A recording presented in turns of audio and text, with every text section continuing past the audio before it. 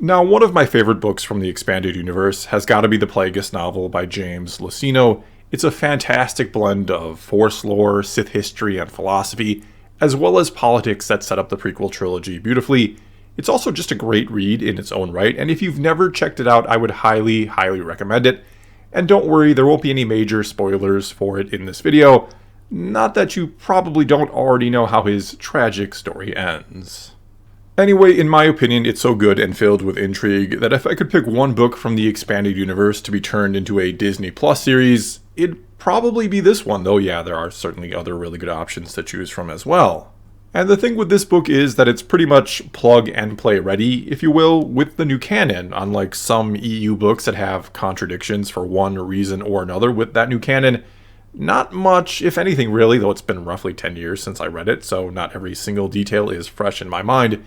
But I don't recall much, if anything really, that would conflict with something that's been brought into the new canon since this book came out. All they'd really have to do is hire some quality writers, as well as bring in Luceno, I'd say, the original author, and adapt it for the small screen, maybe adding another storyline or two just so it could run a few extra seasons, perhaps. I mean, we could certainly stand to see what the Jedi Council was up to at this time as well. And in the end, I think they'd end up with something that would be a huge hit, as well as just bringing even more context to the prequel trilogy, which is always nice. And in a way at least, though what kind of way is a mystery, we might get something like this, or at least something potentially attached to the Plagueis novel with the upcoming Disney Plus series, The Acolyte, or perhaps it'll be something that completely disregards the novel because, for whatever reason, current Lucasfilm under Disney has this strange belief that they can undo and redo what's been done before by the EU, and they can do it better, and well, we'll just say that approach has been hit and miss. But the reason why I say this could be attached to the Plagueis novel, or could overwrite it, is the series, The Acolyte, which it seems may have just cast its lead role, that being Amandla Stenberg, who would be playing, well, we don't know who yet, but I'll speculate on that in a bit.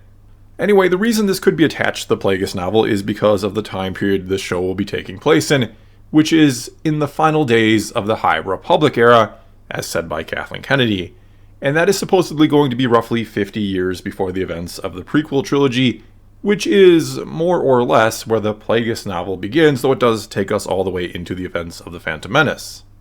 And it's also been said of this series that it would show the emergence of secret dark side powers. Again, this is something Kathleen Kennedy has said, and I don't know exactly what that'll mean, but I suppose it could mean or imply the rise of Darth Plagueis, not to mention, again, this time period would pretty much fit as well. And no, I'm not suggesting Amandla Stenberg would be playing a young Plagueis, especially when you consider Plagueis is referred to as a he in Revenge of the Sith by Palpatine, though I guess it should be noted that Amandla Stenberg, I believe, identifies as non-binary, so technically, they could get all kinds of creative with the character of Plagueis in this series, but when you then consider that Leslie Headland, the showrunner on The Acolyte, had said that the series would be female-centric, I'm pretty sure our main character, the one played by Stenberg, would be female.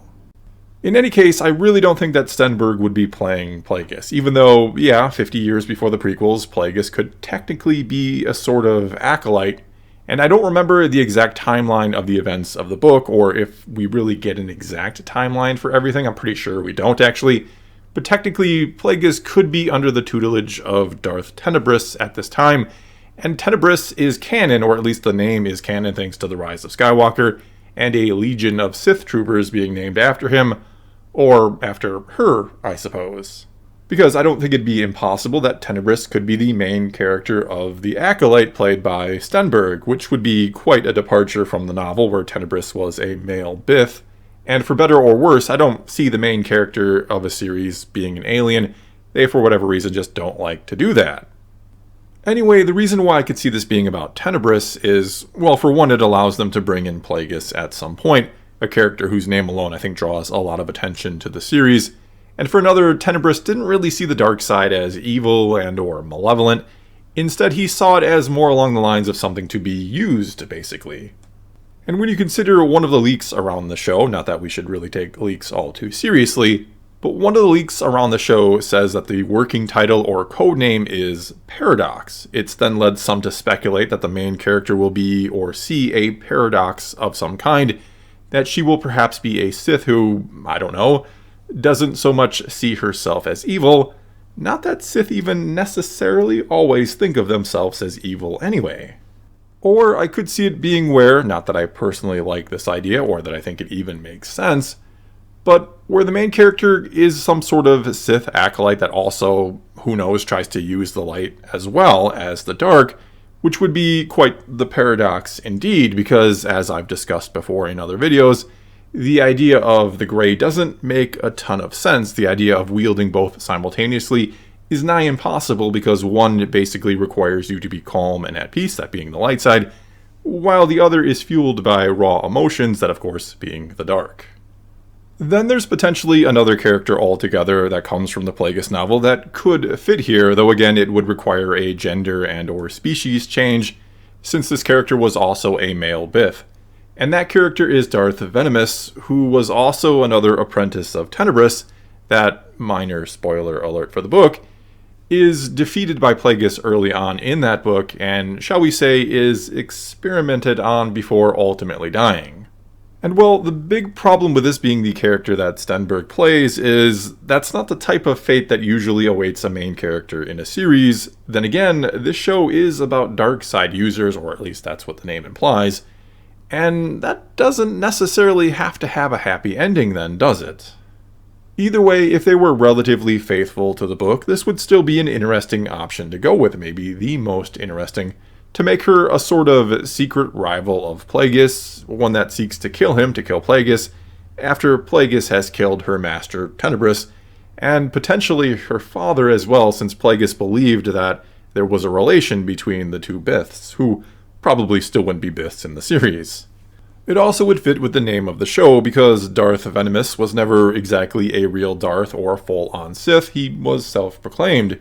He was never anything more than an acolyte, you could say.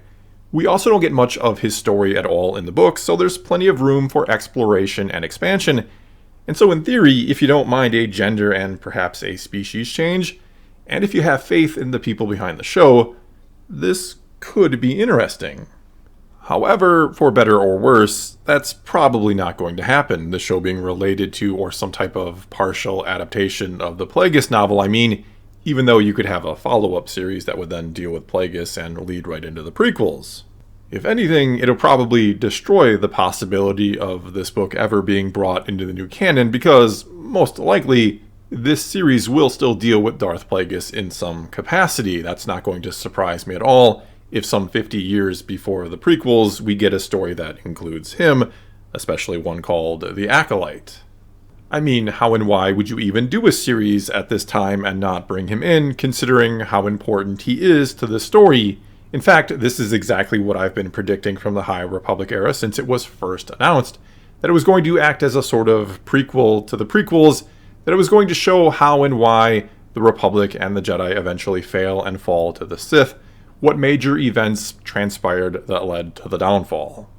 And I think the Acolyte could very well and will act as a final bridge between the two, between the High Republic era and the prequels, and that bridge, I think, has to involve Plagueis in some way. The only question is, how exactly are they going to do that? Are they going to be smart and honor a book that already tells a fantastic story and has a lot of fans behind it? Or will they once again try their own thing and risk angering the fans? Unfortunately, I'm pretty sure I know what the answer to that will be.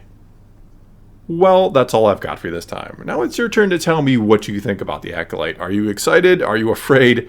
What do you think the show is going to be about? And what do you think it will do with the character of Darth Plagueis, assuming it uses him at all?